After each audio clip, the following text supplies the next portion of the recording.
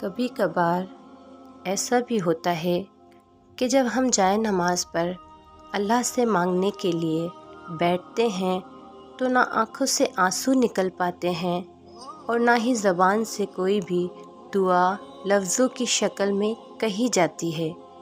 بس عجیب سی کیفیت ہوتی ہے۔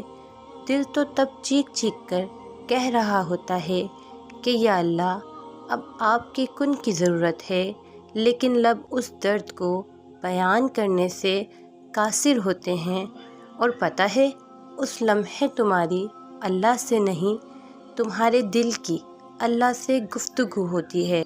اور جب ٹوٹا ہوا دل خود اللہ کی بارگاہ میں جا کر اپنی کرچیاں سمیٹنے کی فریاد کرتا ہے نا، تو اللہ اس کے لیے اپنی مدد نہیں بھیجتا، بلکہ اللہ پھر وہ کرچیاں خود سمیٹتا ہے۔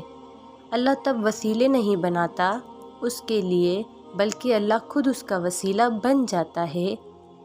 تمہاری یہ خاموشی اللہ کے ہاں بہت زور کا شور مچا دیتی ہے، اتنا زور کا آسمانی خلق اس چپ کی آواز سے چونک اٹھتی ہے، اور پھر وہ ساری خلق اللہ سے تمہارے حق میں دعا کرتی ہے اور فریاد کرتی ہے کہ یا اللہ یہ جو درد سے تڑپ رہا ہے اسے شفا دے دے، اس کے لیے کن فرما دے۔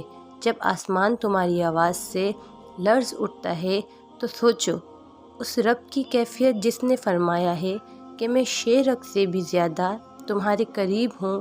سوچو تمہاری جس خاموشی کا شور عرش تک پہنچ سکتا ہے، اسے کیا تمہارے دل میں رہنے والا اللہ نہیں سن سکے گا؟ وہ سب سنتا ہے، وہ سب جانتا ہے۔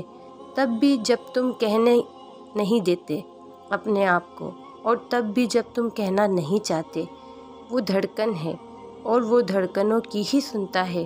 پھر ایسے معجزے کرتا ہے کہ دل پھر سے جی اٹھتے ہیں، دھڑکنیں پھر سے بحال ہو جاتی ہے، اور ویران آنکھیں شکر سے بھر جاتی ہیں۔